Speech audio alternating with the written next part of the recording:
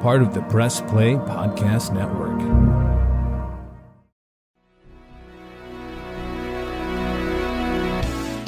Iguodala to Curry, back to Iguodala, up for the layup. Oh, blocked by James. It's over. It's over. Cleveland is a city of champions once again.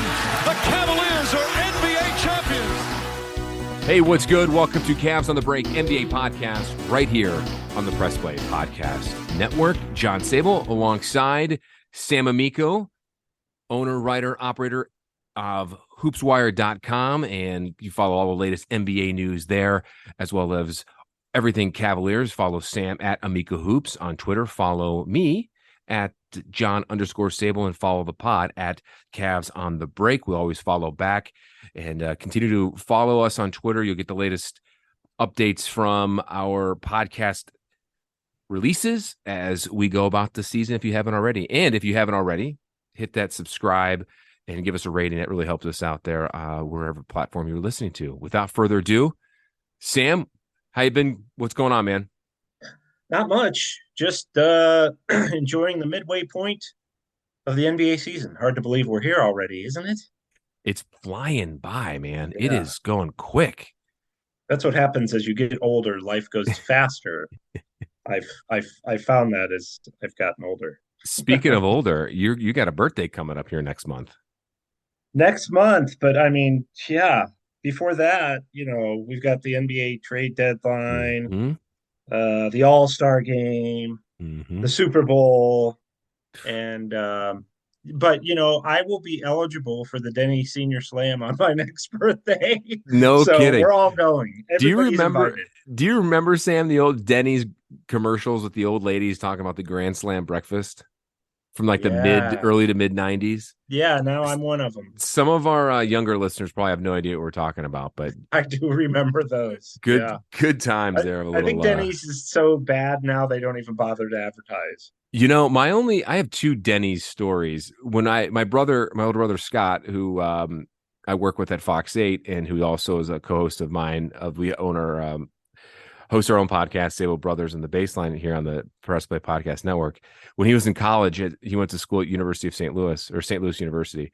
And we would take the whole family. I'm the youngest of five. He's the oldest of five. So we had to drive out there every year to drop him off from school and then drive back. But when he graduated, on the drive there, we always had to stop for breakfast somewhere, or, we stopped. The only place that we find fast food between like Indiana and St. Louis in the middle of the corn was a Denny's.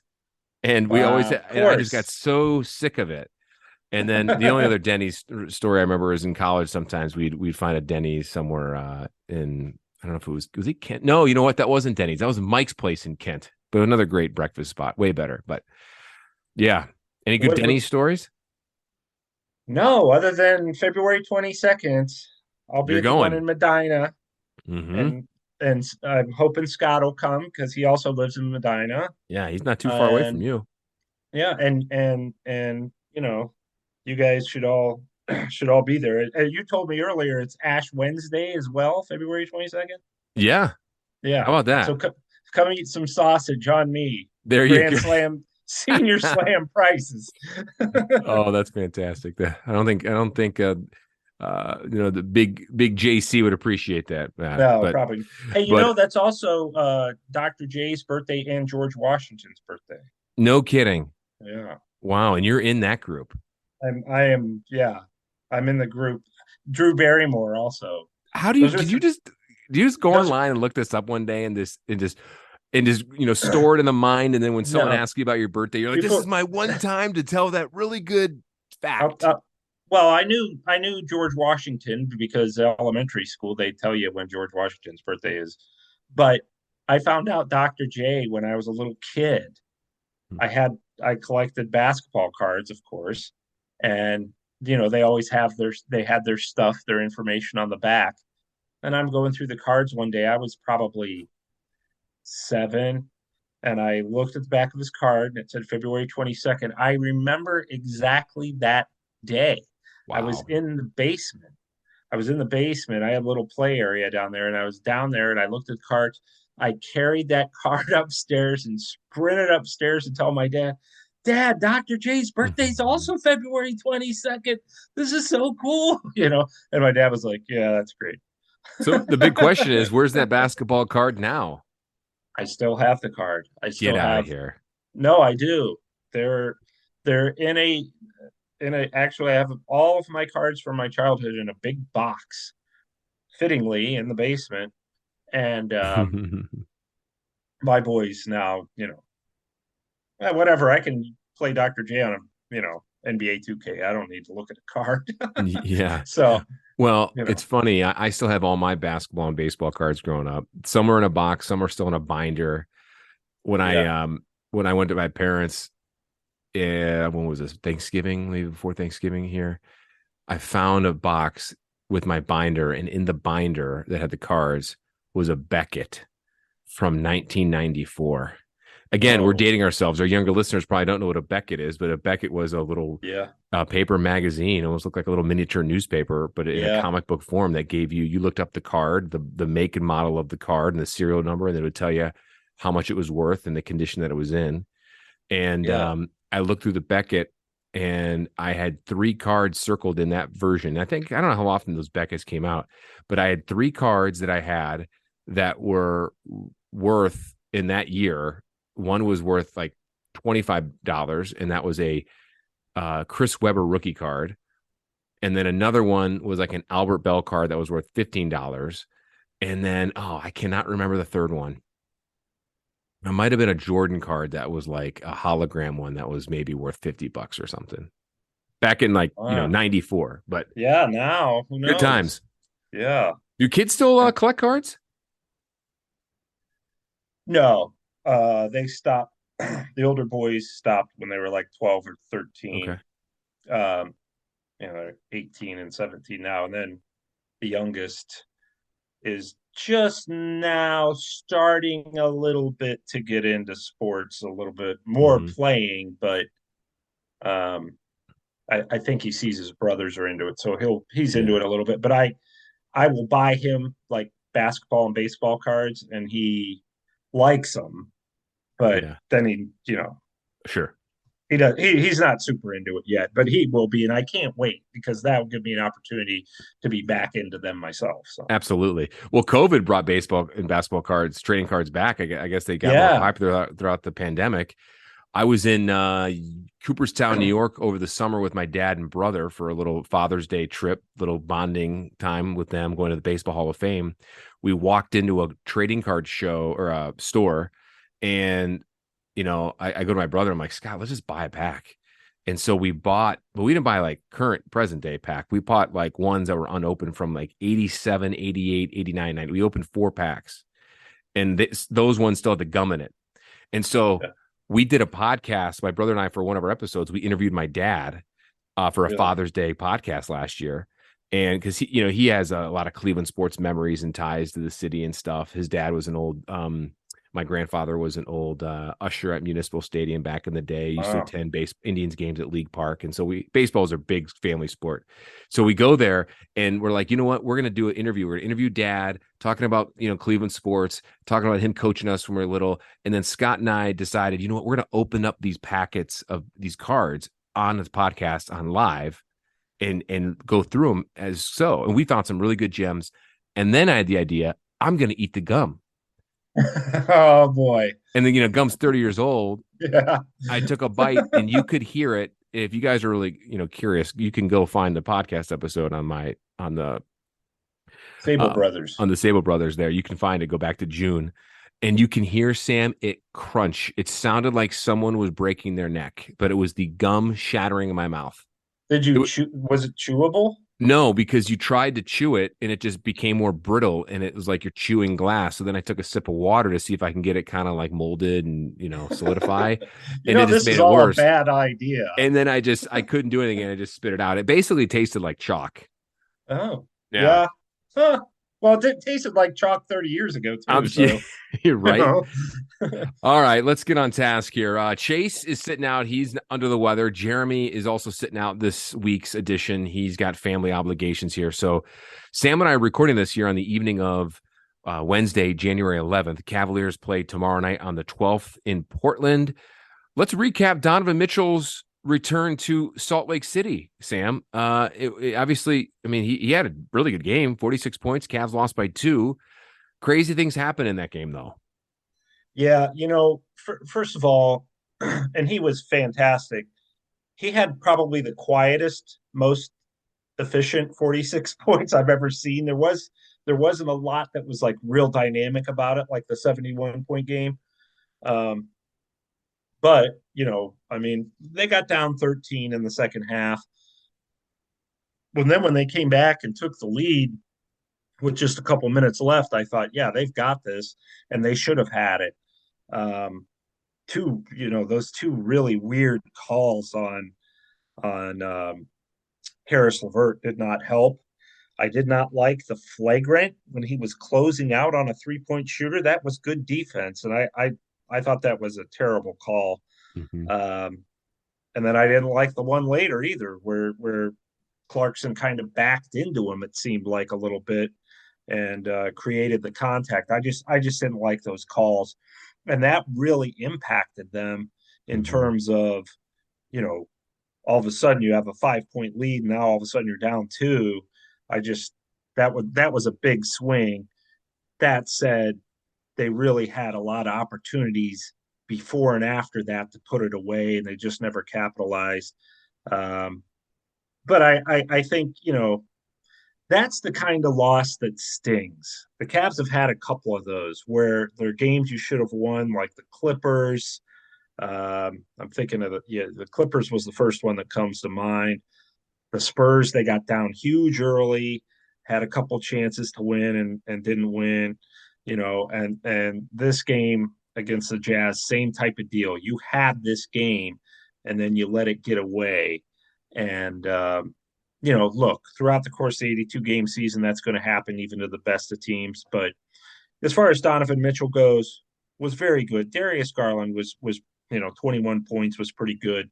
You really had to like what you saw from Lamar Stevens, but they just didn't close, and their role players, the guys like Chetty and trying to think who else. Kevin Love didn't shoot very well.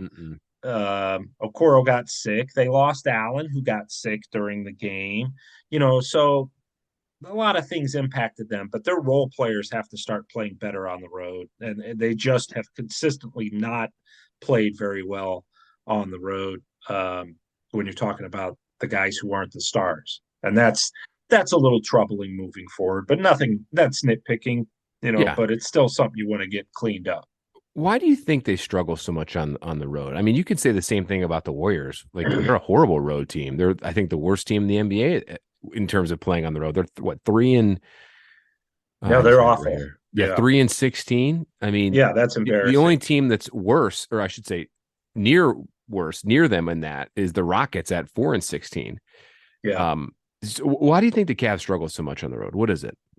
Well, I think historically, and this, John, throughout the NBA, role players play way better at home. They're just more comfortable there. And you need role players. I mean, you got to have those guys to fill out the roster and do their thing and know their role. But historically, role players will play better at home, which is why teams are so much better at home. It's just you're more comfortable there. You're you play off the crowd, which you don't get to do on the road. Right. And a lot of it too, I've talked to NBA players who say a lot of it comes down to shooting. You're so much more comfortable shooting in your gym. Yeah. That, it makes you comfortable all the way around. If you feel like, okay, I'm gonna make this shot, I just feel comfortable taking it. I just play with more energy at home. So, I mean, I don't think the Cavs really are that bad on the road. Granted, it'd be nice to be 500. They're almost 500.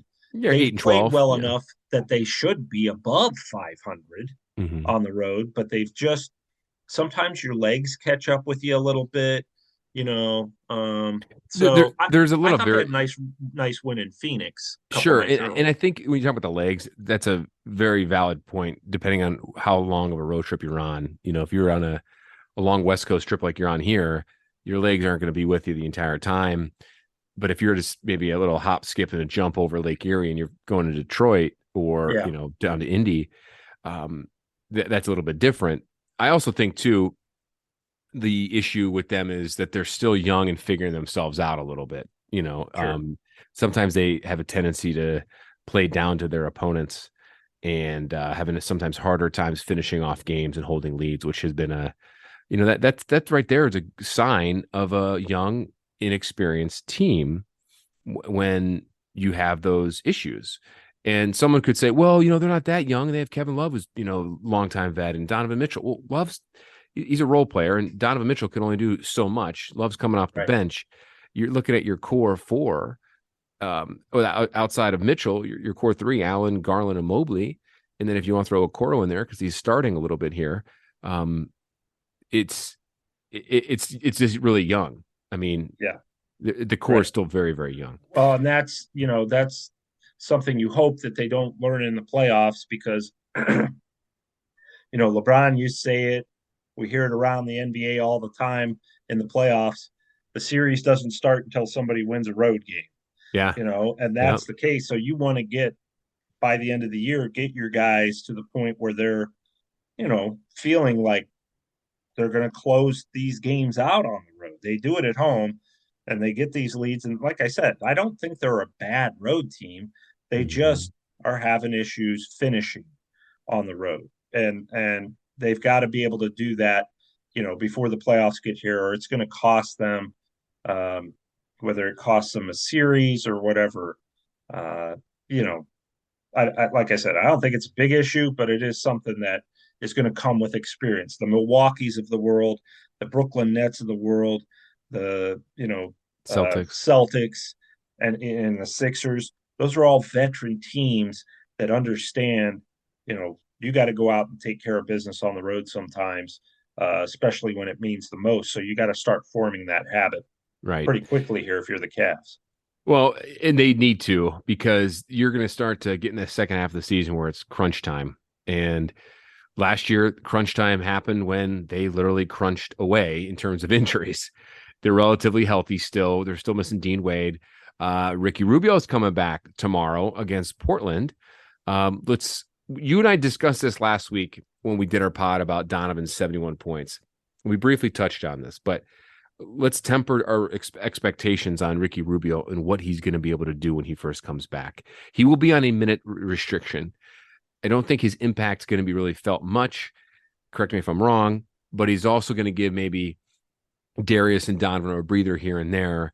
But you're still not going to see the full Ricky Rubio potential till probably maybe late March, early April. Is that fair? Yeah, I would think, I for sure he'll be on some type of minute restriction. He probably isn't going to play, both games of a back-to-back set. He might even if they're not on back-to-back nights, he might sit out. If they play, say, a Tuesday, Thursday kind of arrangement, he may sit out one of those games. So they're going to bring him along slowly.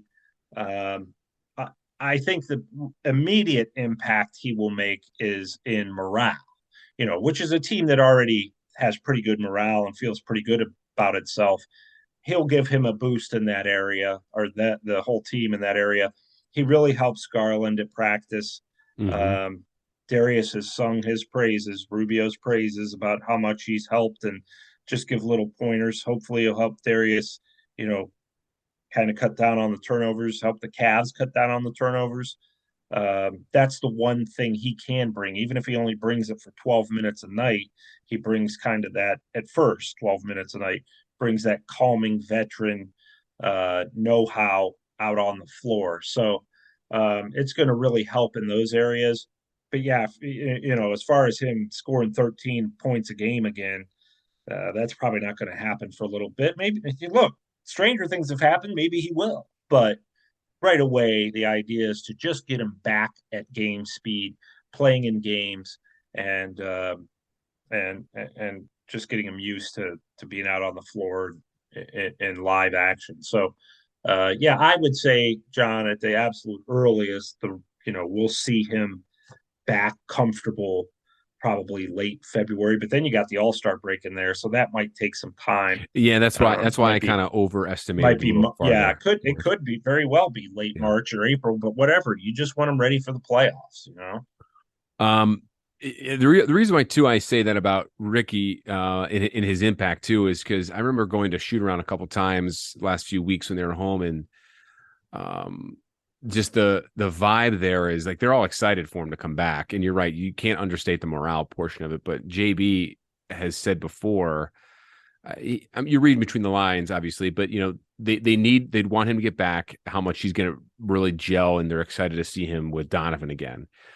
But at the same time, they're being cautious with him. It's up to him and when he wants to come back, when he's been able to feel okay.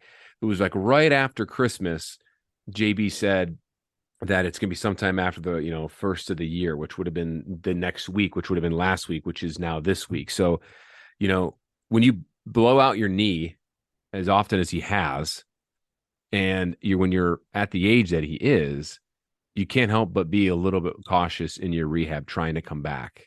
And I think he has been doing that. And I give him all the credit in the world to do that. And the Cavs have been fine without him. Having him there is a bonus. But also think about this too, which we have talked about this in a pod, I think, over the summer. When the Cavs brought him back, they didn't just bring him back for this year. They're bringing him back for next year too, and they gave him that contract. Yeah, right. I mean, it's something that clearly they hope that will be continue to be a fruitful relationship for both sides. And the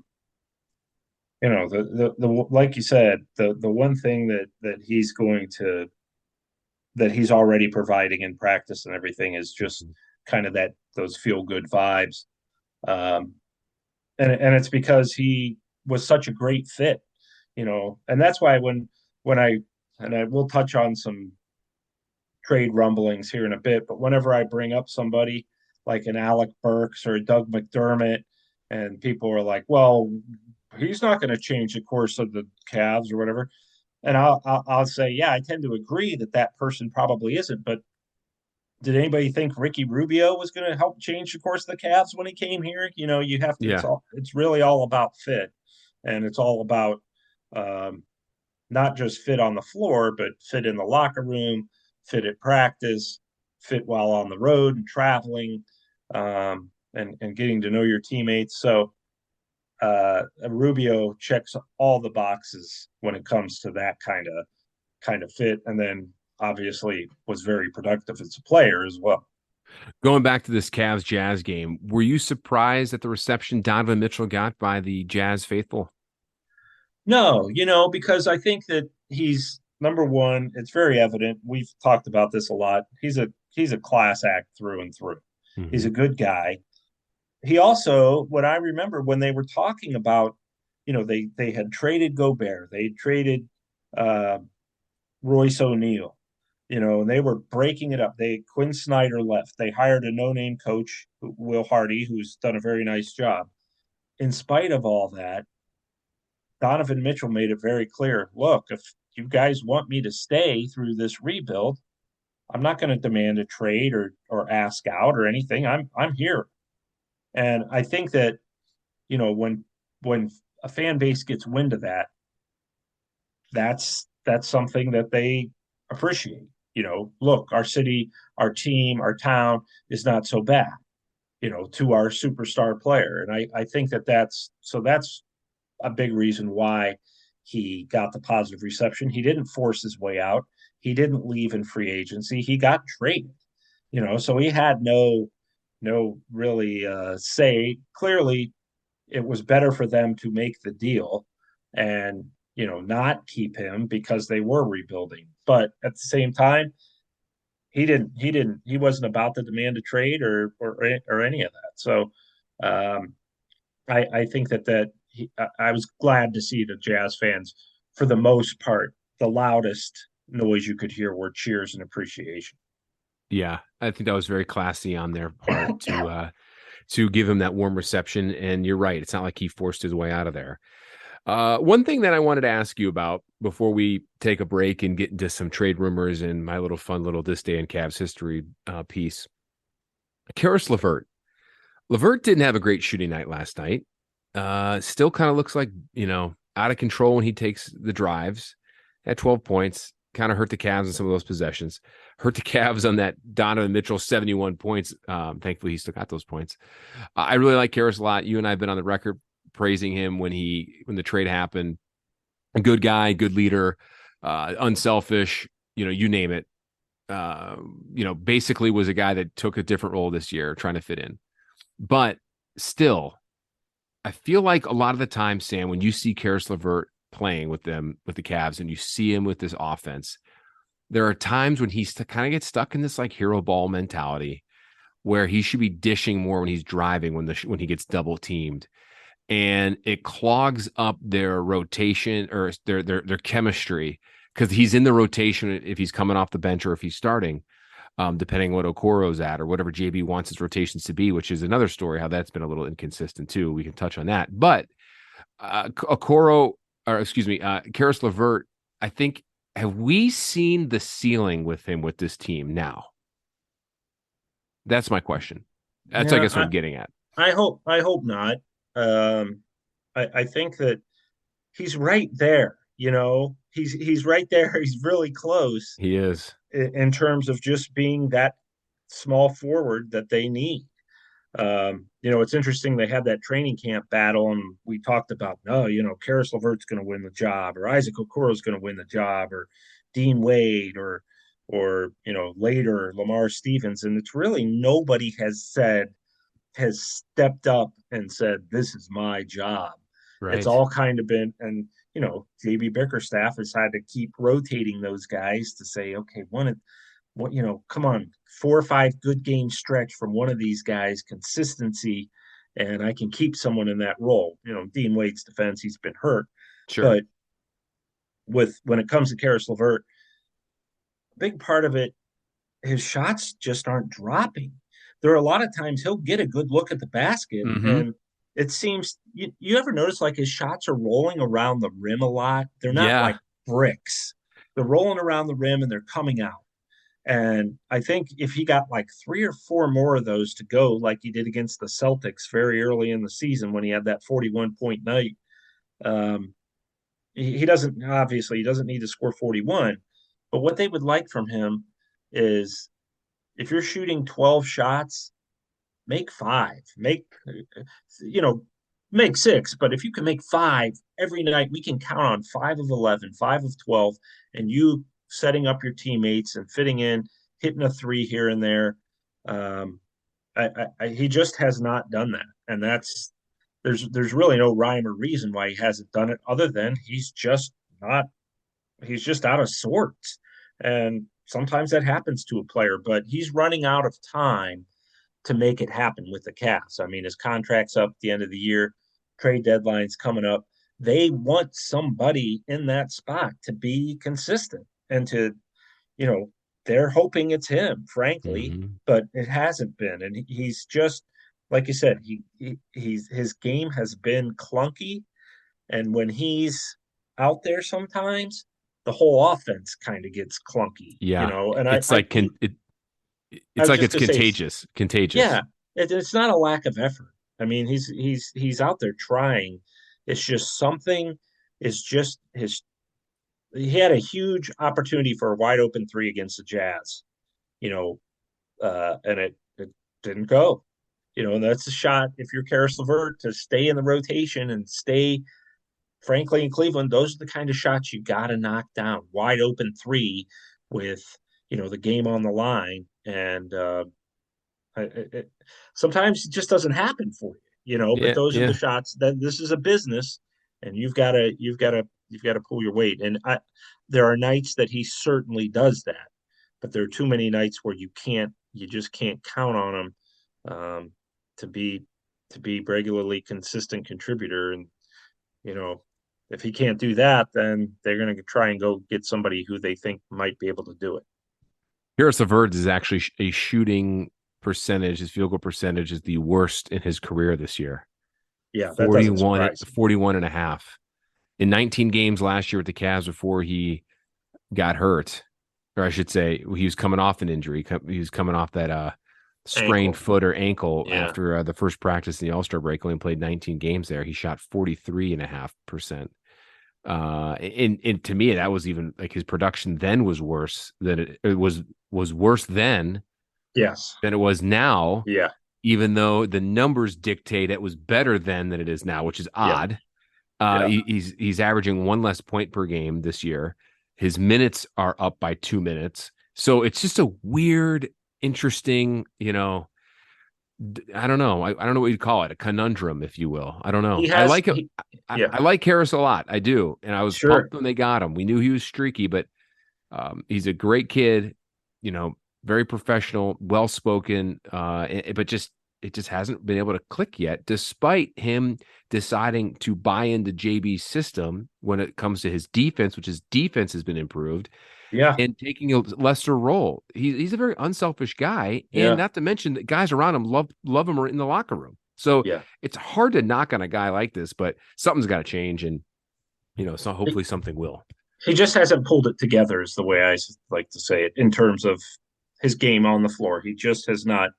He's not put it all together yet, and they really need him to do that here soon. Well, Sam, I'll say this, and I don't know for sure if this will happen, but if he wants it to pull together, he's running out of time, because he is. The NBA trade deadline is coming up on February 9th in less than a month from now. And that's a good segue to our next segment here. We're going to talk the latest trade rumors flying around. It's early, but it's not too early if you think about it. We're in the new year. Christmas is over with, so that's when things start to really heat up right now, buyers and sellers. Coming up after the break, we're going to go dive deep into potential trade rumors that could happen for the Cavs, trades that guys that we could be looking for, and then also 2 random this day in Cavs history that I'm going to throw at Sam that he has no idea what's coming. Stay with us, everyone. We'll be right back. The wait is over. DrafKings Sportsbook, an official sports betting partner of the NFL, is officially live in Ohio. Now you can legally bet on all your favorite sports anytime and anywhere right here in the great state of Ohio with DraftKings. And for a limited time, new customers who sign up with the promo code P3Cavs will receive $200 in bonus bets instantly. DraftKings says the best features including same-game parlays, player props, and more with fast and easy payouts right at your fingertips. Download the DraftKings Sports app now. New customers can use promo code P3Cavs to get $200 in bonus bets instantly when you place a $5 bet on anything. Only at DraftKings Sportsbook. Remember, use the promo code P3Cavs. Gambling problem? Call 1-800-GAMBLER. You must be 21 years or older, physically present in the state of Ohio. Valid one offer per first-time depositors who have not already redeemed $200 in free bets via pre-launch offer. Minimum $5 deposit and wager, $200 issued as bonus bets. Eligibility restrictions apply. See DraftKings.com/OH for terms. The R&R podcast going to be rocking and rolling with you because football season is underway. College, Ohio State, the Power Fives, the MAC, the Browns. Michael Regai, are you ready to rock and roll with some football? Kenny, I've been ready. This is our time of year. This is what R&R is all about. We're going to be with you every week. Kenny just said it. Browns, NFL, Ohio State centric. So you got to stay with us all fall and winter long here on R&R. That's right. The Regai and Rhoda podcast coming to you here on the Press Play Podcast Network. Subscribe now and don't miss a show. Looking for new insights on the Cleveland sports scene with a unique side of Cleveland sports history? Then you found the perfect podcast. I'm John Sabol. And I'm Scott Sabol, and we're hosts of the Sabol Brothers on the Baseline podcast, a podcast about Cleveland sports, but not your typical podcast about the land's sports teams. Join us as we embark on a journey of sharing a unique and historical side of Cleveland sports history with the help of some former Cleveland sports stars and other historical figures. All right here on the Sabol Brothers on the Baseline podcast, part of the Press Play Podcast Network. What's up, everyone? Chase Smith here, host of the Chase Smith Podcast, and my podcast reflects who I am. My hobbies, my interests, my passions, my curiosities, my careers, my questions, and my family. I'll spend time talking about all types of sports, movies, TV shows, trending news stories, and other cultural events, and even faith. This is who I am, and I hope I can get to know you as well. Join me on the Chase Smith Podcast, and let's have some thought-provoking conversations, only on the Press Play Podcast Network.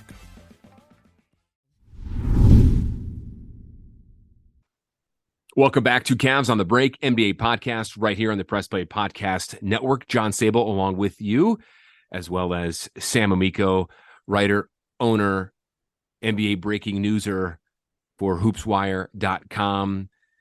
All NBA, all Cavs. Go read him there. Wealth of knowledge. And, of course, listen to him here on the podcast. Sam, before we get to the latest trade rumors and rumblings that you're hearing, I got two random this day in Cavs history for you. I'm going to give it a shot. All right. I might know. You might know. I might surprise you. There are random things. I did this with Jeremy in back-to-back podcasts before the holidays, and we just had fun with it. Yeah. I listen to those. This one isn't, I guess it's this day in Cavs history like 4 days ago, because when we record the pods on Mondays or Tuesdays, you know, the chance of actually landing on this day is different, or it's I'll very let it rare. slide that it's not let it exactly slide. So give me like a 5 day window. So this day in Cavs history, January 8th, 2000. Do you remember what happened then? That's the question. January 8th, 2000. It's a random Cavs game that meant absolutely nothing in the grand scheme of Cavaliers history. Yet I'm supposed to remember it because I have no life. So what I'm going to do, I didn't in 2000 either. What I'm going to do for Sam is we're on Zoom, so you guys listening won't be able to see this, but I'm going to throw a picture up of this game for him. Let's see if this can jog his memory, and then if it can or can't, I will describe. Wait, before you show me the picture, yeah, was it? No, it wouldn't have been. I was going to say it was before Jordan came back with the Wizards. It has nothing to do with the Wizards. Okay, good Go ahead. guess. Show me the picture.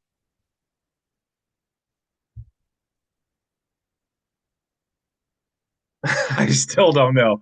Is that Can you see it? Knight? Can you see it? Brevin Knight and Bobby Sura? Bingo. Yes, it is. Okay. I still don't know. I give. All right. January 8th, 2000, Bob Sura drained a 3 with a few seconds left to beat the Knicks at the Garden. Oh, yeah. I wouldn't remember that. I mean, it's a silly random thing, but it's just kind of funny when you look back on these things. Cavs won that game by 3, 89-86. Sura had 25 points. Wow. That's a lot in a game where you only scored 89. Yeah, it was just I think his third road game or something. The picture that I showed Sam is Brevin Knight jumping in the air and Bob Sura catching him. I vaguely remember this game. I don't know why. And this is how I remember it, because when I saw this, I went to look it up on YouTube, and I remember Bob Sura going off, and I'm like, is this kid from Florida State the real deal? Was he? No, he was not. I'm trying to remember, like, what was the record that year? Because that was after Kemp. Kemp was gone. I will tell you right now, and it's funny because Sean Kemp played with some of those guys. Yeah, of course he did. I knew he was gone then, 2000. Because he was traded in the September of 97. Wow. I didn't know it was that long before then. Yeah, and it's crazy because when I had Sean Kemp on my podcast last year, great guy, by the way. He was a fantastic wealth of knowledge and raved about his time in Cleveland, loved it. He talked a lot about those era of Cavs because the Cavs went through a transitional period and the lockout really screwed them up. Sean Kemp gained a lot of weight, but also he had to change position from power forward to center because the NBA went big then. Yeah, and that's not a lot of things that people don't want to talk about it. Okay, so that would have been January of 2000. The Cavs were 32-50 that year. They finished 6th in the NBA. And who was the coach? Randy Whitman. That year, it was. I think it was his rookie year. So Sean Kemp was on that team, by the way. He was. It was his last year. Wow. Yeah. Huh. Yeah. Okay. Before we get into the rumors, one more fun little thing. This would have been January 5th. So this is the last week. In 2015, something big happened that day. It had nothing. January It had 5th. nothing to do. You should get this. Had I nothing won't. to do that happened on the court. So there was no outcome. There's the dead giveaway clue right there. Cavs did not. I don't know if they played in a game or not. I could look it up. But this David Blatt was fired. No. Oh. Let's see. So it has nothing to do with the game. So what? It's not a firing either. No. It doesn't have to do with the game. 2015. January 5th, 2015. Let's see. Well, I was still employed at Fox Sports Ohio. I was still employed by ABC down in Tampa. Okay. I really don't know. Okay. I don't know. It was announced the Cavs were getting the All-Star game in 2022. No, that announcement didn't come till like 2018, 2019 probably. Yeah. I think they do it like 3 years. But anyway, go ahead. I think LeBron was already gone before they made that announcement. Yeah. Sam, I'll give you one clue. It was a trade. It was a trade. Oh man, if you guys listening could only see Sam's eyes. They got so big, like he thinks he knows. Trade in January of 2015. Mm-hmm. So that was the year that went to the finals and lost to the Warriors after Kyrie and Love got hurt. And they would have won the championship if Kyrie and Love didn't get hurt. I would die on that. I would die on that hill. They sure would have. Damn Warriors. They got lucky. Yeah. All right, I'll tell you because I don't want to keep boring our listeners. They've already Googled it. Yeah, they probably have, unless they're driving, and hopefully you're not texting while driving. Yeah, don't be like me. we need to do a separate pod on how we're bad luck when we talk on the phone. Oh gosh, Sam has witnessed 2 car accidents while I've been on the phone with him before. We've talked on the phone 12 times and twice I've seen a car accident. Yeah. Anyway, go ahead. 3-way deal: Cavs, Thunder, Knicks. Cavs got JR and Amon. Oh, I should have known that. I'm disappointed in you. Who did the Cavs trade in that deal? Dion Waiters and multiple picks. That's do you want me to, right. Yeah. Would you like me to read you the entire trade? Sure. The reason why I find this intriguing is because of the picks that they traded away. Who they later became. Yeah, I always like finding that because like you look, the future second round pick or whatever. And usually second round picks don't amount to anything. Right. But for this one, I went back and looked at the trades because it was a 3-way deal involving New York and Oklahoma City. And this was the deal. New York sent J.R. Smith to the Cavs. Cavs traded Lou Abundzen, Alex Kirk, and a 2019 second round pick that turned into Carson Edwards. Yeah. Yeah. Okay. A cup of coffee with the Celtics. Yeah, he was later selected to the New York Knicks. Cavs traded Dion Waiters to the Thunder. Thunder traded a 2016 first round pick that was later selected to the Cavs, which was a European guy that I've never heard of bore. Actually, no, is he still playing in the league right now? Oh, he's in the league. What's his name? He's playing for the Sixers, man. I'm embarrassed. I don't know this guy. Korkmaz? Say that again? Furkan Korkmaz or something? Yeah, him. Yeah. He's a decent player. Wow. I had no idea who he was. I mean, he was last year. I don't think he's doing anything. And the Thunder traded Lance Thomas to the Knicks. I always liked Lance Thomas, but not much of an NBA player. Yeah, that guy hasn't played in the league since 2020. So there's that trade. Yeah. Wow. But what's funny is here's the other fun fact about this. That was one of three-team trades that Iman Shumpert would be a part of in his career. 2 of them happened later, 2018 and 2019. Yeah, he got traded to the Rockets and the Kings and all that kind of stuff. You know, what our listeners really need to know about all this is that when you and I go to lunch or talk on the phone or just are off the air or like at the Cavs game or media day, these are the conversations we have. I know. This, ladies and gentlemen, is John Sabol's life right here. You just heard it there in the last 3 or 4 minutes. But And Sam, it's you fun. love it. I was going to say it's fun to get roped into. I love it. I wish Yeah. I was more like that. I know. I'm not going to act like I memorized that. I totally read that off of basketballreference.com. No, but yeah, but it's fun. You read it with glee. With I glee. can assure Yeah, everyone. you saw the twinkle in my eyes. All right, let's get back on track. Latest rumblings and grumblings and rumors and everything. We're a little less than a month away from the trade deadline. Before we go, let's run down some names. What are you hearing? I would assume any trade that the Cavs make is going to involve Karis LeVert and probably a pick or two. Is that fair to say yet, or is that still early? Well, yeah, it's still early. And Kobe Altman, you never know what. Nobody saw the Donovan Mitchell trade coming. No. Nobody saw Lauri Markkanen, being set out. So it's hard to tell. But yeah, I mean, if you think about it, okay, LeVert's contract makes him the guy who would be the most logical fit. I know that the Cavs don't necessarily want to move him right now. They want to give him the rest of the season. Like the whole season or just to the... Yeah, I think they'd like to give him the rest of the season. I think that they would like to give him, they haven't given up on him, and there's really no reason to, except for the fact that can we go out and find somebody who's going to be a better fit for us right now?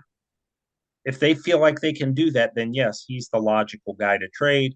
You don't have any first rounders to trade, really. You don't want to trade first rounders for a guy who's not going to be, if you get him, is not going to be a star. We're talking about, we've heard about Tim Hardaway Jr. That essentially is up to the Cavs. Yeah, that's the hot name right now. Is Tim Hardaway Jr. If the Cavs want to make that trade, they want him. The Mavericks will do a deal with him. So it's really the Cavs have to decide: do we want him? I don't want him.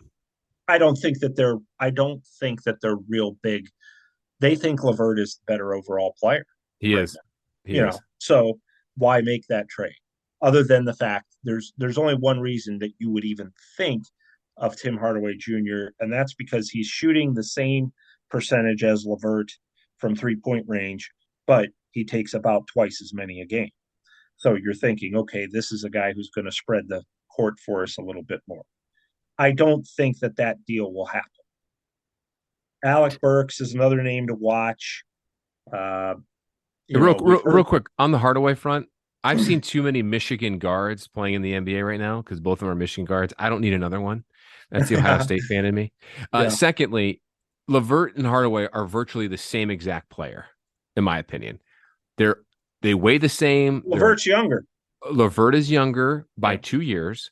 Yeah. They're the same height. I think Hardaway is an inch shorter. That's exactly what we need. Another short guard. And Hardaway may be averaging 14 a game and LeVert at 12.5. But I mean, he's a streaky shooter and he's going to attempt a bunch of shots. If that's the only guy you're going to get, why even make that trade? Stick with LeVert. That's my opinion. That's why I don't think they'll make it. I think it was just something where they, threw his name or maybe called Dallas or Dallas called them or something and said, what do you think about this? And maybe they were intrigued for a little bit and maybe it's just gotten legs. I don't know, but I would be surprised if they pretty surprised if they traded for Tim Hardaway Jr. I think they're more likely. Go ahead. I was going to say the other reason why that makes absolutely no sense to trade for him is his contract. Yes. He's locked in until 24-25, making almost the same amount of money Karis LeVert is making right now. Karis is at 18.7. Hardaway's at 19.6 this year, 17.8 next year, and then his last year, 24-25 at 16.1. That makes absolutely no sense to get Hardaway unless Dallas or a third team gets involved and somehow gives Cleveland another piece or a first-round pick. Other than that, it's not happening.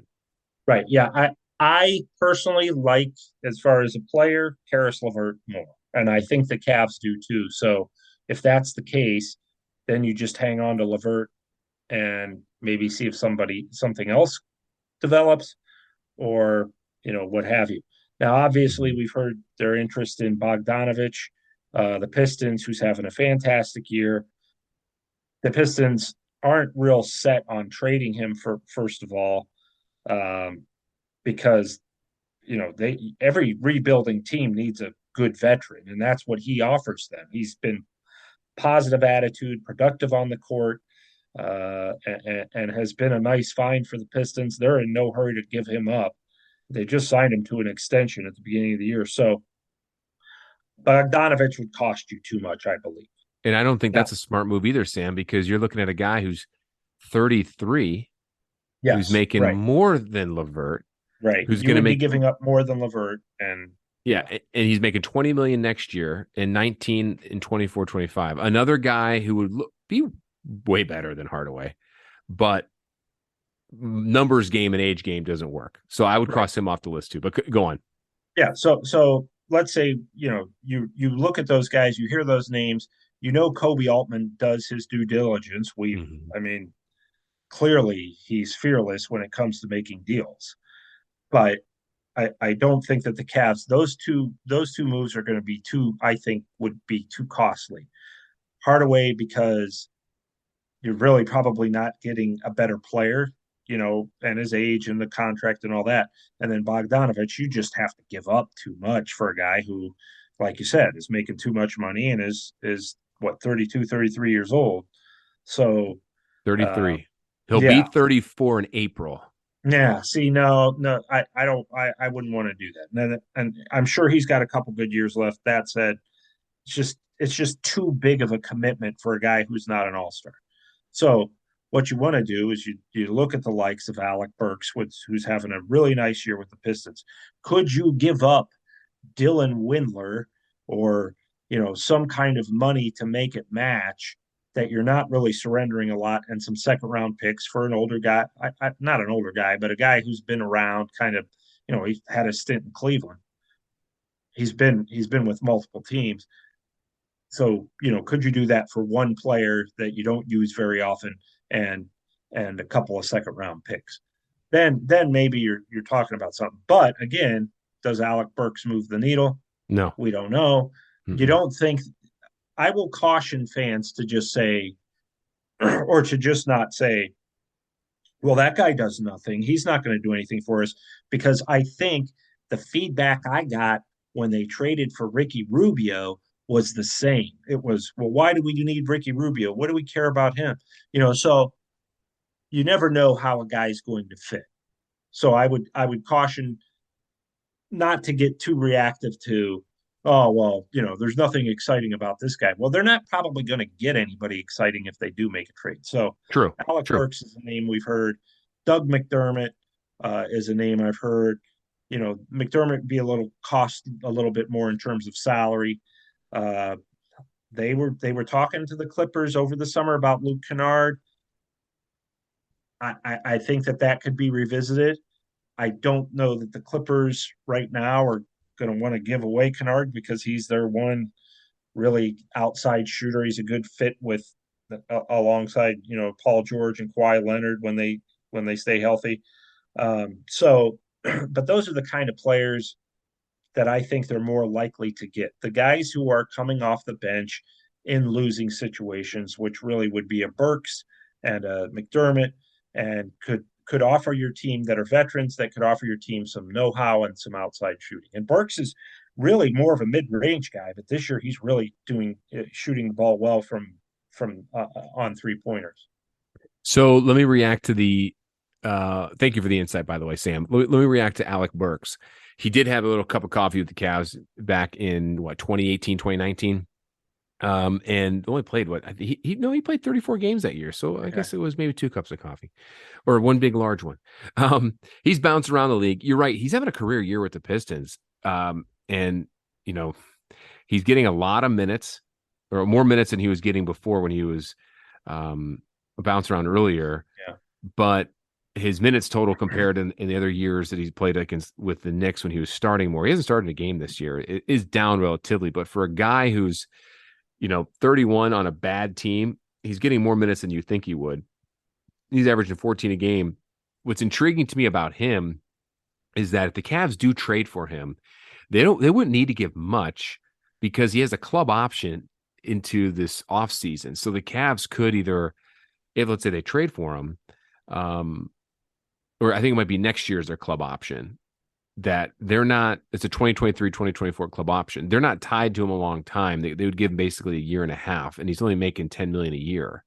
So, it's not a sexy pick or a trade, but you're not going to get a sexy trade with the situation they're in with no major draft or draft assets or players. Yeah. And really, you don't need one. You don't need to one. stay healthy and to develop and continue on this path. What you're looking for, not to cut you off, John, but what you're looking for here is a piece, right? Yeah. You just want a piece who theoretically is a guy who's going to hit that corner three on a consistent basis. And that guy, I think, could be Doug McDermott. You mentioned him. I like McDermott's fit. I think he'd be a good fit. I don't know what you'd have to give up to get him, though. He's already 31, man. It feels like he was just in the league coming out of Creighton. Yeah. Okay, looking at his contract, Sam, I got it up here. He's locked in for another year after this. He's unrestricted free agent after next season, making 13.7 each year. Yeah. So again, very similar to Alec Burks. It's manageable. When you compare the, Karis LeVert contract, it's less money. Here's the two questions I have, and I don't know if you could really answer this, but you don't really see very often in the NBA teams trading within the division. The Pistons are in the division, and I know divisional play in the NBA is not really a big deal like it is in like the NFL or Major League Baseball, but you don't see it much.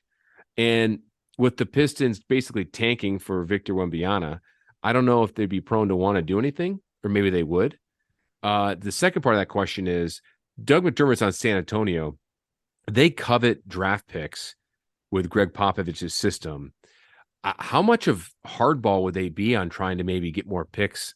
The Cavs aren't going to give him a first-round pick for him. They're going to probably give him a second-round pick if you had to speculate. I don't know how San Antonio's a little interesting when it comes to trading. They're not very an active team that trades a lot, and when they do, they very rarely make a trade that you have your head scratching a little bit. Yeah. I first of all, I think they'd be good with second rounders if you gave them a few, because they love second rounders. They love drafting European players with second rounders. So I don't think and they obviously know they would be nuts if they were asking a first rounder really of any sort in a Doug McDermott deal. I will say this. They're going to trade McDermott, whether it's, and you're right, the Spurs don't really make many in-season deals. They're historically are a team that don't.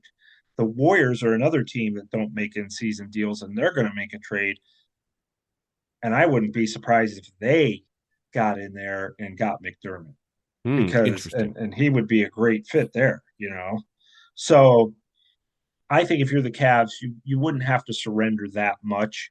You just have to give an extra second rounder or something, because other teams are going to be calling about McDermott. Other teams that are playoff contenders that want some outside shooting that are in similar situations to the Cavs are going to be calling about him, because they don't really have a real use for him there. He's not a guy that's going to develop. He's not, with your young core, and he's not a guy who's an all-star, or he's not having as good of a season as like Bogdanovich, where you really need to keep him. So I really think they're going to trade him, because people are going to be calling him about him. But I think the Cavs are interested. It's just, can we give you as little as possible and still get this guy? That's kind of the deal that they would be looking for. Think about this. If you get Doug McDermott, as it sits right now, he would have the highest 3-point percentage on the Cavs. Yeah, no, I mean, he would probably slide into that starting small forward role. He would have every opportunity to, because that would be the one thing that's missing, he's a guy who's played in so many career games, 563, Sam, and he's only started in 94 of them. Is that a lot to ask for? To ask, hey, you know what? We're going to want you to start. We're playing hypothetical game here, folks, so bear with us. But hey, you know what I mean? Like, is that a lot? All centered on Doug McDermott. Yeah, it's just interesting to think about. Yeah, I mean, but you have to factor in if Doug McDermott or a player like him who hasn't started a ton could get into a new situation where it's like, okay, this guy's kind of a one-trick pony. Yeah. And we need the trick that he provides in our starting lineup. And that's a guy who stands over there and hits the corner three. Because right now in this offense, it's always open. It's So open. Yeah, sure. Or you start if you don't trade Okoro or Levert, and I don't think they ever have given any thought at all to trading Okoro, but you could start one of those guys. Let's say Levert goes back to San Antonio or whatever, but you could start Okoro, play him 5 minutes, and then bring McDermott in. Sure. If that's what makes him more comfortable. Yeah. But yeah, I mean, those are the kind of guys that I prefer that they get. I mean, frankly, if I'm the Cavs, that would, of the guys who's available that I could get for presumably not a whole lot, Doug McDermott would be the guy. Because, like you said, he'd immediately have the highest three-point percentage on the team. He immediately fills a need. He doesn't cost you much, and his contract's not out of control. I just think, to me, that's the guy that could come in and, my gosh, fit him next to Mitchell and Garland and Mobley and Allen. I think he'd be a really nice piece. You mentioned Luke Kennard. He doesn't move the needle for me at all. And yeah, I don't like him. I don't like him as much. Man, for a guy who's averaging 8.5 points a game, man, he's making $14 million this year. 14.5. Yeah, that's crazy. I would probably trade for Tim Hardaway Jr. before Kennard. I really would. Yeah, I would too. I would agree with you on that one. So I guess in the guys we talked about in the, quick 10 minutes that we've discussed here before we wrap this up, we talked Luke Kennard, Alec Burks, Doug McDermott, and Tim Hardaway Jr. Was there fifth? Who am I missing? Did we talk about another one, or is that it? Tim Hardaway Jr., Alec Burks, Bojan Bogdanovic. Oh, Bojan, but that was a fifth one. Yeah. To me, and Bogdanovic with the Hawks, I've heard is available too. Well, okay. Well, you just brought up another point. Atlanta's in a weird spot because they are just floating around. Well, let me bounce back here real quick. Let me two thoughts. One, I like Alec Burks, and I like Doug McDermott. I think I like McDermott a little bit more, even though Burks having a phenomenal season. I think either one of those guys would do well for the Cavaliers if they would ever make a trade. Atlanta Hawks right now are in the play-in game. They're the 9th seed right now in the NBA. They're not playing well. Trae Young and DeJounte Murray, you would expect those two would have been the ones that could have been able to help this team, missing piece to get over that next step. And it just hasn't. I should say this. Those two guys are playing well, but they're not getting enough support from everyone else. And that could be a team that it's not going to blow it up, but they're probably going to be a seller if they can't figure it out in the next month.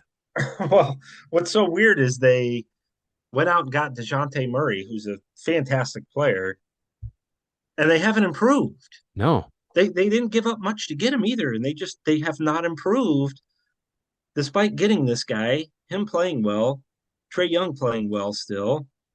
They're really trying to trade John Collins. They've been trying to trade him. Yeah, and he's regressed big time. I don't think he likes it there. I think he knows they're trying to trade him. I think if he went to a different situation, then he would be a good player. Or he's a good player now, but he'd be a better fit somewhere else. I've heard talk of, which I think would be great for the Hawks, of Collins for Kyle Kuzma, which I think that'd be a nice fit on the Hawks there. They'd be fun, even more fun to watch. But and maybe if Collins went to a situation like Washington, where he's like the fourth option there, he would really shine. So they definitely have to do something. Bogdanovic was a nice player for them when they went to the Eastern Conference Finals 2 years ago. Got injured to start this year, and they're looking to move him. He's somebody that could draw the Cavs' interest, and may not cost a whole lot. I don't know what his contract's like, but that's totally speculation anyway. I did see his name floated around a few times on the interwebs of potential fits, and he's got the same last name as The other Bojan. Bojan, yeah. And curious if you are interested in knowing his contract status. He's got a player option at the end of next season. He's locked in this year, 18 million player option at the end of next year, also at 18 million. That's kind of pricey for him. Yeah, it is. And I think I don't know if that would fit either. I mean, he's out of all the guys we've named, he's probably playing the best if we're being fair in terms of number wise. But was he hurt earlier in the year? Yes, he was hurt earlier this season. Yeah. He's kind of coming back slowly. Mm-hmm. But when he's healthy, he really gave them a lift for a while. And I think that they miss his regular, consistent production. So yeah, he's not as good of a 3-point shooter though as Burks or McDermott, but no, pretty good.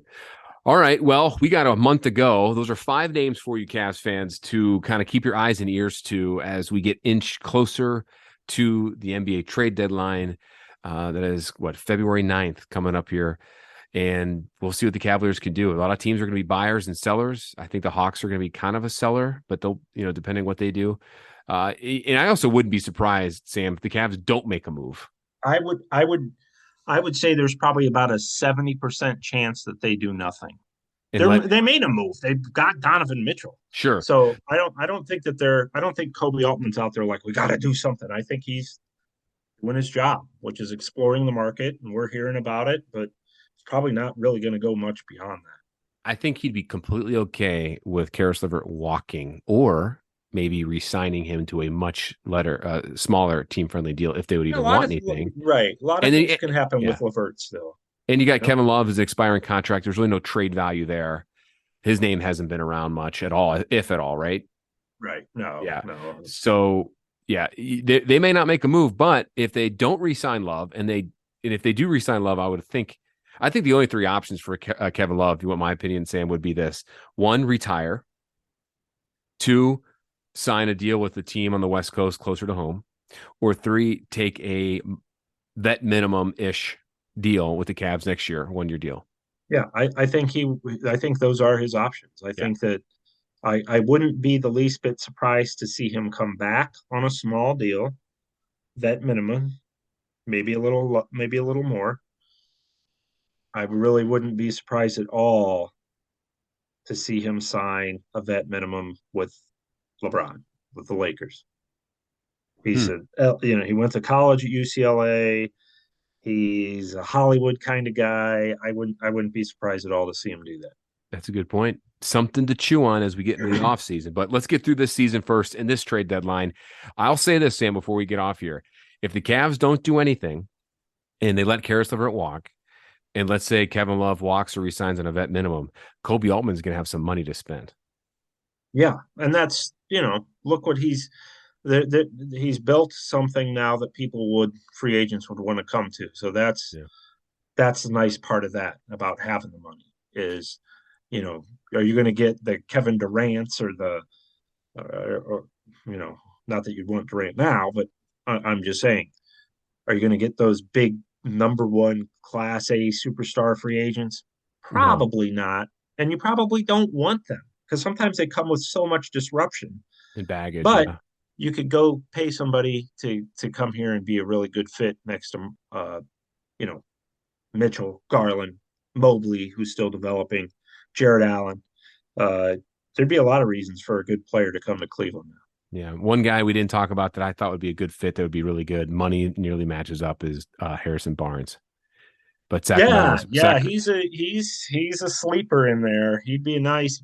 The thing is, he's playing so well. Well, he's not playing super well, but he's been a real good fit for Mike Brown and the Kings, who are having a nice year. They are. They're 4th seed right now in the West. You wouldn't think they're going to mess that up after not being in the playoffs for almost over 20 years. I think that's the longest streak in professional sports, I believe. The last time they made the playoffs, there was no such thing as the iPhone. Yep. You're right. Man. Yeah. Good times watching those Kings-Lakers games. I remember watching the Kings in the playoffs, calling you on my flip phone. What was it? Kyocera? Nokia had the brick, so that would have been an early LG or Samsung. Wasn't it? Weren't we using the what were those things called where you pulled out the little pin and typed BlackBerry? BlackBerry, yeah, or Palm Pilots. Remember those two? Palm Pilots. Man, we started the show talking we need about. We need to let our listeners go to bed. Yeah, we started the show talking about Beckett's and basketball cards. We're ending it with flip phones and Palm Pilots. That's our time to go. It's the best show. All right. Well, thank you for listening, everyone. If you haven't already, hit that subscribe button, rate us, give us a good, nice review. It helps the pod out tremendously. If you haven't already, follow the pod on Twitter at Cavs on the Break. You can follow yours truly at John_Sabol. Sam, throw out your little handle if you don't mind. Just at Amico Hoops on Twitter, or follow us on the Hoops Wire account, please. And that's just at Wire Hoops. We couldn't get Hoops Wire, but we got at Wire Hoops. So follow us there. And if you really want to have some fun and really go the extra mile, follow NFL Trade Rumors on Twitter. They are the co-owner of Hoops Wire. So and that website is just phenomenal. Anything you want to know about the NFL is on that site. So I'm proud to be affiliated. Very cool. And of course, always read Hoops Wire. That's where you're going to get your latest and greatest NBA news. Sam writes out his best, your dribbles every night after Cavs game, but you also release the top free agents that are going on right now for guys that can be signed for vet minimums. And then the offseason is always fun too, when you can go into the current bigger list of free agents. And then the trade deadline is the biggest time of year for the website. So keep it locked to all those platforms. And we'll be back next week, better than ever, with more Cavs on the Break and NBA podcast. Thanks for listening, everyone. We are out. Congratulations, Cleveland. Your decades-long wait is finally over. The Cavaliers are NBA champions.